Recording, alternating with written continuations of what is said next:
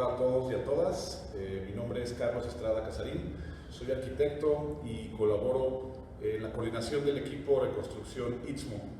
que se generó aquí en el ITESO, Instituto Tecnológico y de Estudios Superiores de Occidente, y en el cual también damos clases en conjunto con Gerardo Cano, mi compañero, que también coordina el equipo y con el que estaremos platicándoles un poco sobre la experiencia, sobre los aprendizajes, los hallazgos, los retos, las problemáticas que fuimos encontrando a través del desarrollo de este proyecto de reconstrucción que realizamos en San Mateo del Mar, Oaxaca. Cabe mencionar, antes de entrar un poco ya en los temas que me toca exponerles, que este proyecto es un proyecto interdisciplinario, interinstitucional, es un proyecto que logró conjuntar esfuerzos y voluntades de diversos ámbitos. Básicamente vamos a compartir la experiencia desde nuestra parte de la colaboración, que fue desde un equipo universitario, con investigaciones de tipo académico, con asesoría técnica y con un seguimiento y un acompañamiento permanente durante los 2 años que duró el proyecto que ahora les vamos a presentar. Es un proyecto, como lo decimos aquí, de reconstrucción de vivienda y tejido social. Pues es claro que no solamente se necesita reconstruir la parte física de las viviendas y de los entornos donde viven las personas, sino también es muy importante tomar en cuenta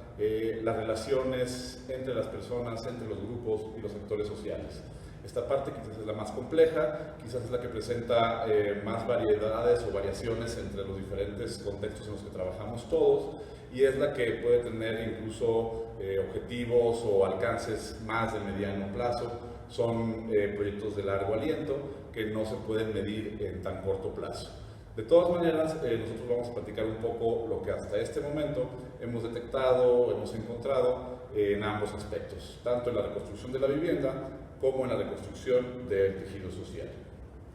Bueno, para empezar un poco a mostrarles lo que realizamos y en dónde se ubica,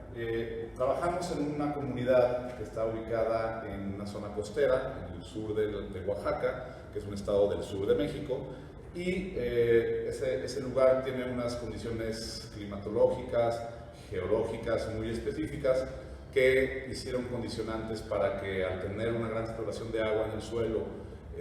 y con el sismo de 8.2 grados Richter, pues se presentó el fenómeno de la licuefacción. En este plano podemos ver más o menos la ubicación de las viviendas que nosotros apoyamos para construir y en las cuales participaron en el proyecto, y vemos cómo está en un territorio rodeado por lagunas o cuerpos de agua en diferentes zonas y con unas condiciones de inundación, sequía, de acuerdo a las diferentes temporadas del año, las estaciones del año. En este caso nosotros apoyamos a personas que habitan en el centro de población de San Mateo del Mar, es decir, en la cabecera municipal. Sin embargo, el proyecto en el que participamos en colaboración con la Fundación Loyola y con otras ONGs que también participaron, se aplicó en diversas cabeceras municipales, además del centro de población del municipio de San Mateo del Mar. En este caso, estamos marcando aquí con amarillo las 11 viviendas que trabajamos en la primera etapa, en el 2018, que le llamamos proyecto piloto, y posteriormente estamos marcando en rojo las que trabajaron este año 2019, que le llamamos ya segunda etapa o número 2. En conjunto son 30 viviendas que se construyeron con sistemas constructivos, con criterios organizativos y con criterios de producción que ahorita les platicaremos con más detalle. Muy bien, pues la exposición se va a desarrollar de esta manera.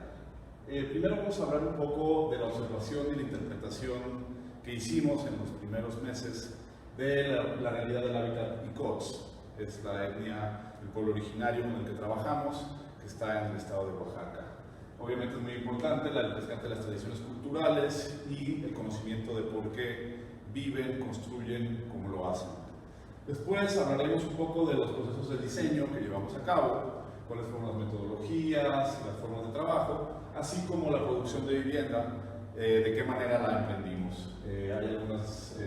cuestiones de asesoría técnica, cómo se realizó el diseño participativo y finalmente cómo buscamos rescatar el tequio, que es una modalidad de trabajo colaborativo, de ayuda mutua, que por Sudamérica también he escuchado que le dicen minga. Finalmente, en el punto 3 hablaremos de cómo esa adecuación cultural influyó en que adaptáramos y propusiéramos los sistemas de organización y de construcción para llegar finalmente al proyecto de la reconstrucción de las viviendas. Y finalmente ya hablaremos un poco de cuáles fueron los resultados, los efectos del proyecto, los aprendizajes, los hallazgos, la problemática, los retos con los que nos encontramos, para de alguna manera compartir cuáles fueron nuestras maneras de abordarlo y cuáles fueron siempre nuestras líneas ejes, como por ejemplo el bien común. Bien, ahora hablaremos un poco de cómo hicimos el abordaje, cómo se acercó el equipo a la comunidad con la que íbamos a trabajar y de qué manera fuimos desarrollando la investigación. Bueno, en San Mateo del Mar, como les comentábamos, es un pueblo ubicado a la orilla del mar, una zona de lagunas, una zona costera, sobre dunas de arena. Lo que realizamos fue una investigación primero de la cultura iCots,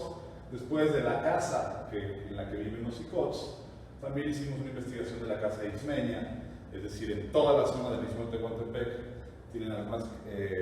características muy específicas, algunas se comparten con la vivienda del tipo iCots y otras no.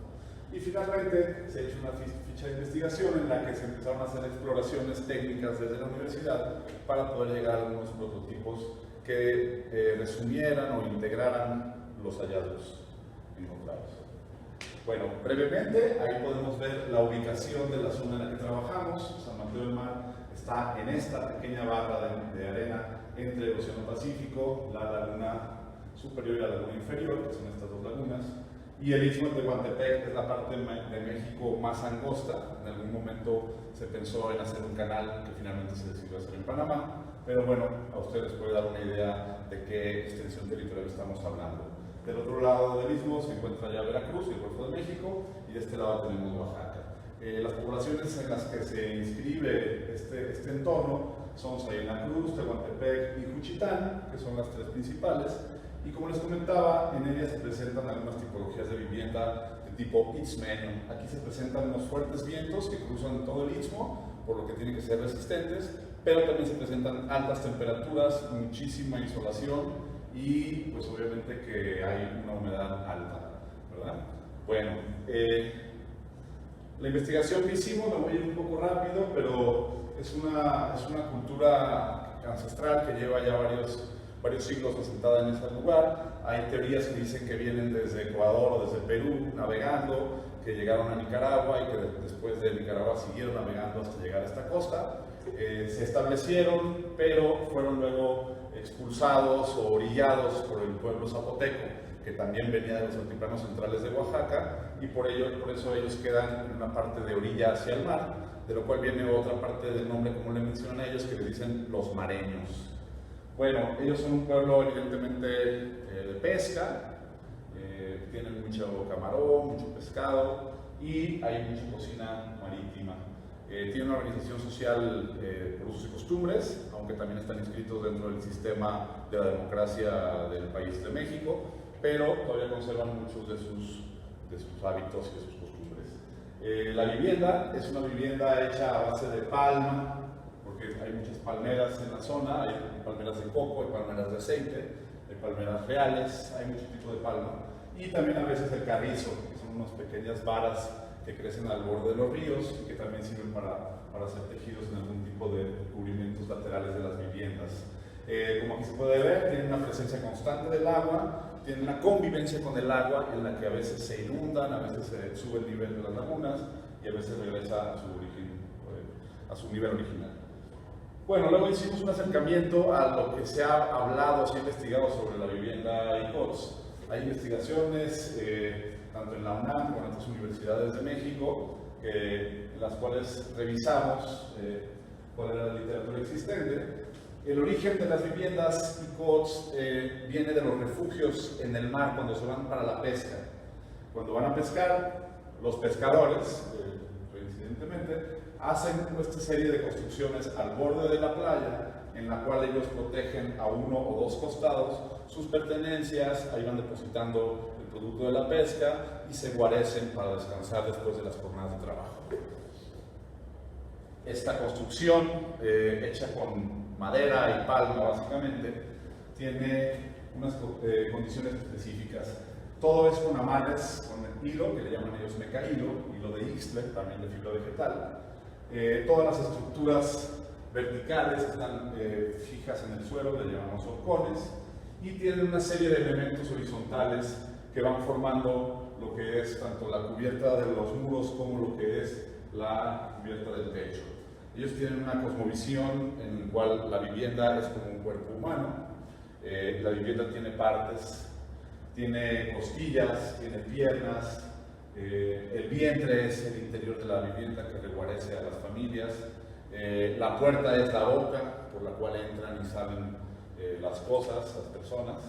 Y bueno, esa es una manera en la que fuimos acercándonos a cómo ellos entienden y cómo viven en su hábitat. Después la Casa Itzmeña nos brindó otros conocimientos. La Casa Itzmeña, en esta zona ya continental, sí hay la presencia de barro de tierra cocida, por lo cual los techos y los aleros tienen ya tejas, se presenta ya muros de adobe o de ladrillo de tabique de barro, como les comentaba, pero también existe el manejo de la madera, que en ese lugar, tropicalmente hablando, pues es muy diversa y es muy vasta.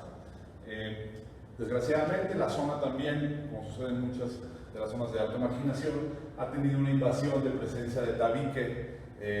gris, de bloc de cemento con arena, que es mucho menos térmico, mucho menos amigable con el medio ambiente y obviamente estéticamente tampoco tiene muchas cualidades. Sin embargo, aspiracionalmente, las familias creen y sienten que una casa de cemento o de bloc es algo más firme, es algo más seguro, es algo que denota quizás ya una mejor calidad de vida, económicamente hablando. En fin, con este recorrido pudimos ver elementos, ¿no? Hay elementos muy interesantes, las ventanas y las puertas que son hechos de madera. Hay elementos interesantes como la combinación que empiezan a hacer de los materiales como el block, que les dan un poco más de seguridad, pero climáticamente la palma sigue siendo pues, algo muchísimo más agradable al ambiente y a las personas. Y bueno, aquí es un poco la realidad que le sucedió y los efectos que tuvo sobre las viviendas el sismo. Entonces nosotros teníamos que analizar desde diferentes puntos de vista la vivienda. Aquí tenemos la tipología de la forma de habitar del pueblo Icox,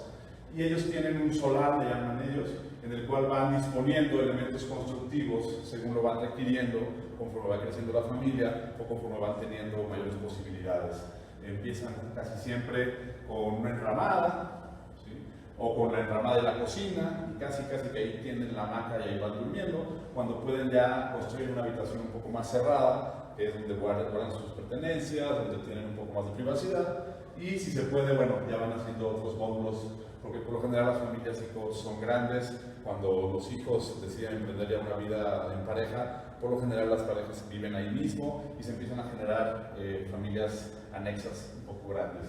Tienen por otro lado la zona donde se bañan, en otra zona la zona de baño y claro los corrales, los animales que son modo subsistencia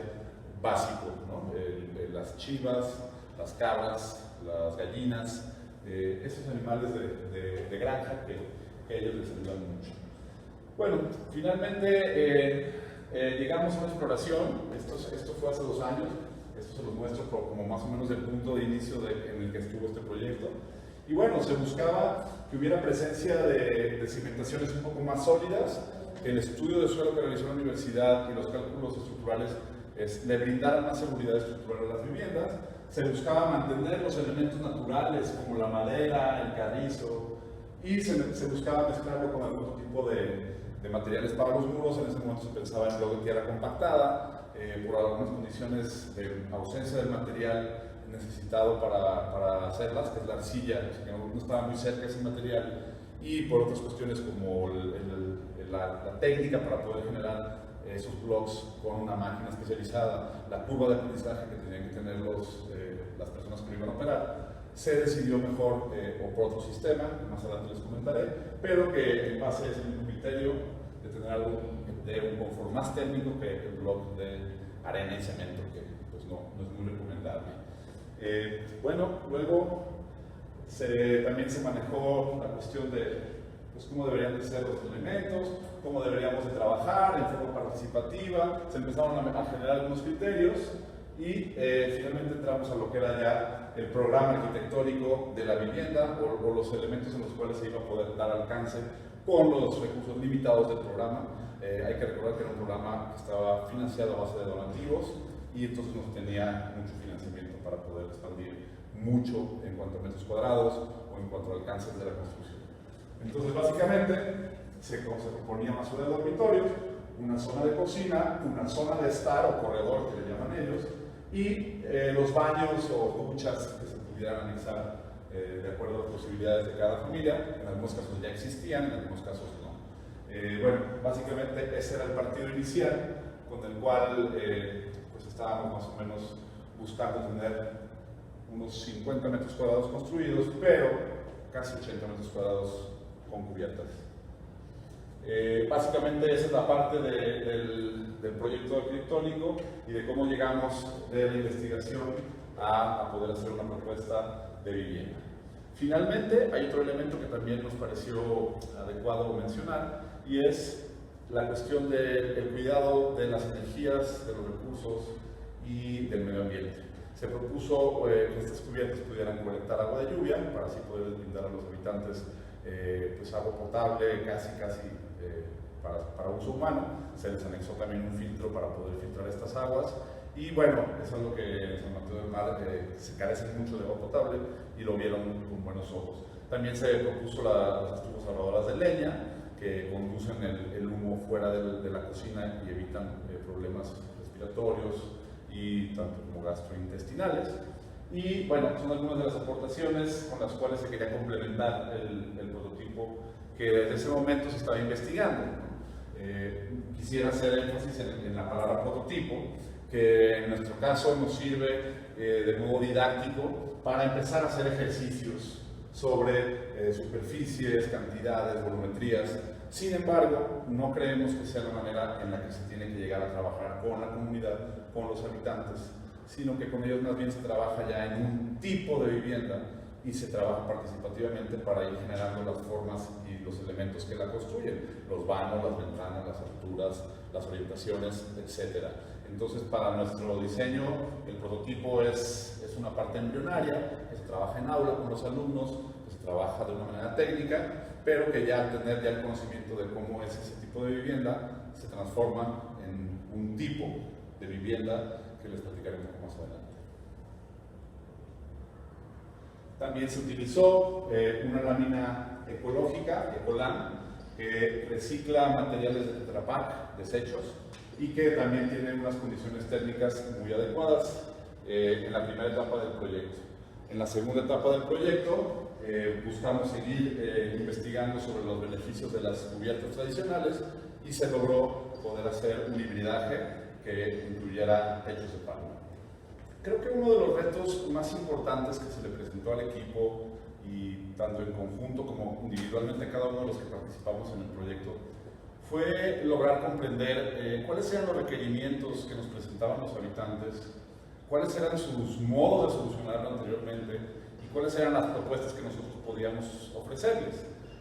Muchas veces uno puede pensar que es fácil dar una recomendación y que la otra parte la acate, se lleve a cabo y ya se resuelve el problema. Sin embargo, en el proceso, que ya les habrá platicado mi compañero Gerardo Cano, utilizamos metodologías como la educación popular, como la investigación en acción participativa, como los elementos de la producción social del hábitat, que nos indicaban que había que estar yendo y volviendo. Es decir, que había que generar alguna propuesta en función de lo que he investigado, de lo dialogado con ellos, pero habría que regresar a presentárselas para que nos dieran sus opiniones, para contrastarlas, para darnos cuenta si habían funcionado, si les habían parecido viables, y volver a regresar a modificar o ajustar la propuesta. A esta parte que mezcla un poco la adecuación cultural, no solamente de las viviendas, sino de nosotros como asesores técnicos que tuvimos que realizar para poder estar sintonizados con lo que ellos más o menos buscaban, como el entender la realidad sentimentalizante de ellos, ¿no? Y de esa manera poderles transmitir en sus modos de entendimiento o en sus prioridades ante el problema cuáles eran las cuestiones que nosotros considerábamos que también eran importantes que consideraran ellos a su vez. Es decir, era un intercambio. Por nuestra parte les ofrecíamos una asesoría técnica especializada que se fundamentó sobre todo por las indicaciones de la universidad de dar una seguridad estructural para que las viviendas tuvieran condiciones antisísmicas mejores que las que tenían anteriormente, lo cual implicaba que se construyera de una manera distinta a la cual ellos estaban acostumbrados. Primera resistencia, es que eso no lo hemos hecho nosotros, es que nosotros antes lo hacíamos así, es que los maestros aquí lo construyen de tal forma. Y entonces nuestra respuesta tenía que ser, bueno, pero quizás algo no estuvo también en esa manera de hacer las cosas, que se cayeron las casas. Y entonces empezamos a hacer un diálogo para lograr poder estar en sintonía y ellos de una manera mucho más accesible estuvieran abiertos y dijeran, de acuerdo, vamos a hacerlo como recomiendan los profesores del ITESO, pero vamos a comentarles que nosotros quisiéramos que tuvieran este o aquel ajuste. Bueno, entonces básicamente esa es una parte que fue muy interesante porque finalmente nos ayudó a lograr un hibridaje, una mixtura, una mezcla entre dos formas de ver la vida. Y eso también se reflejó en la forma de los sistemas constructivos y también se reflejó en las formas de organización del proceso de producción de las viviendas. Como les comentaba, al inicio trabajamos un poco con materiales que pensábamos que eran adecuados, como las láminas recicladas, y posteriormente pudimos lograr integrar el trabajo con viviendas de palma. A esta vivienda que resultó, nosotros le llamamos vivienda híbrida, porque ya no es un prototipo, ya no es una vivienda tradicional ICOTS, ya no es una vivienda sismoresistente o antisísmica como le llamamos acá en las universidades, sino que tiene elementos de ambos, de los molds, como nos dicen ellos a los que somos de fuera, y de los ICOTS. Tratamos de interpretar los elementos constructivos que ellos manejan con horcones de madera, que ya está un poco escasa en la zona y que tiene riesgo de escasear y hasta que desaparezca. Propusimos hacerlo con elementos estructurales de acero que tuvieran la misma o mayor resistencia, ya que están cimentados en una losa de concreto armado que también fue calculada y que fue construida sobre un suelo mejorado. Se retiró la arena que había causado problemas con la estructura de agua y se puso piedra y un tepetate, le llamamos por acá, que es una tierra muy fina compactada, una capa plástica y después se procedió a construir la vivienda. Como comentábamos, se utilizaron los blocks tabiques ahora ya de ladrillo de barro cocido en vez de los blocks de cemento, y se buscó mantener y hacer la hibridación de las cubiertas de palma de los compañeros ICOTS. Bueno, también se hizo un diseño colaborativo, porque finalmente se tenían que dialogar con ellos, pero también se tenían que poder entender ambos lenguajes o ambos idiomas. Cabe decir que los ICOTS habla una lengua que se llama el Longueillets, que es originaria de ellos, y el castellano pues no es su lengua materna. Nosotros obviamente no dominábamos el Longueillets y teníamos que tener entonces un proceso además de traducción de conceptos, pues de traducción de la lengua que no se entendía, ¿verdad? Y bueno, los equipos de trabajadores que de alguna manera ya saben realizar construcciones de materiales industrializados, tuvieron la asesoría técnica de nuestro equipo y también ellos nos compartieron sus visiones o sus recomendaciones para mejorar los diseños. En el caso de las mujeres, también las mujeres tuvieron su participación. Se armó un equipo que se llamaba Tecno Mujeres ICOTS, que ellas realizaban lo que les toca en su cultura.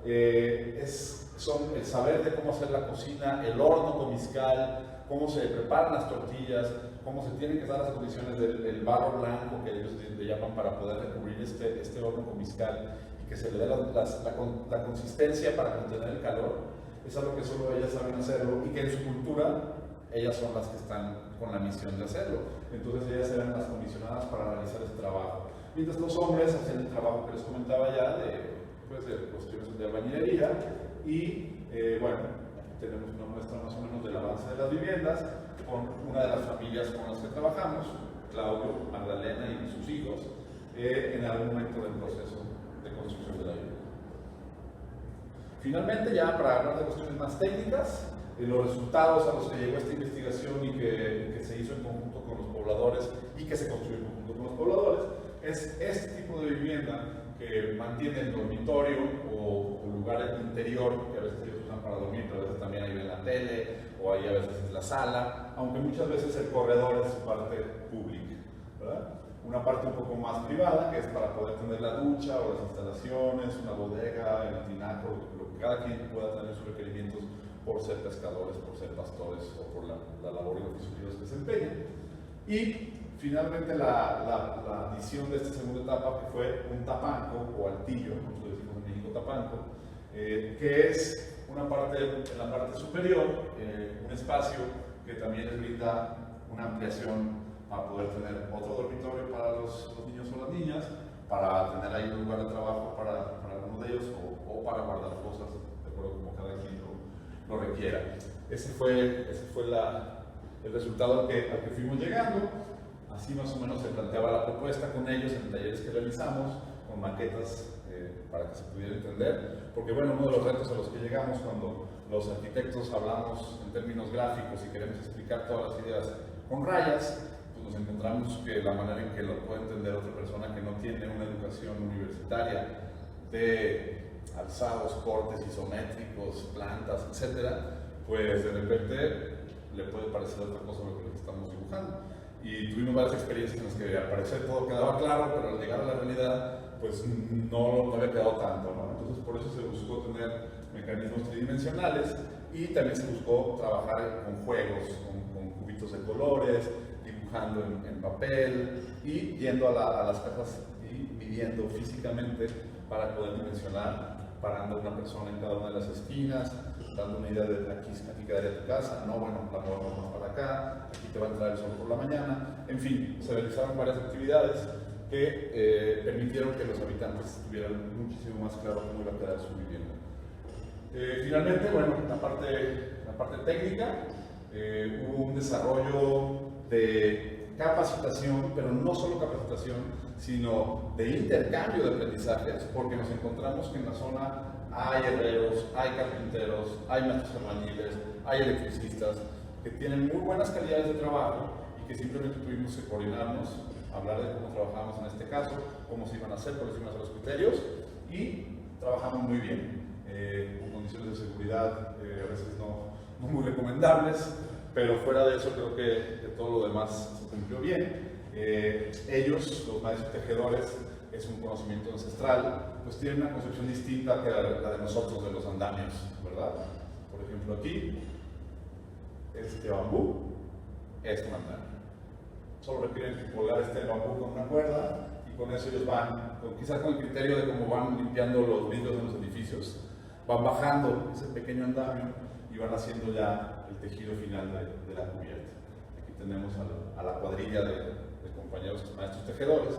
que nos demostraron que el tequio es posible, que el tequio se puede y que el tequio se aplica tanto para cuestiones colectivas o comunitarias como para proyectos así muy específicos, porque finalmente aquí se iba poniendo el techo de cada una de las viviendas y los participantes en el equipo pues tanto trabajaban para su vivienda como para otras 3 o 4 viviendas del equipo de tequio en el que les tocaba colaborar.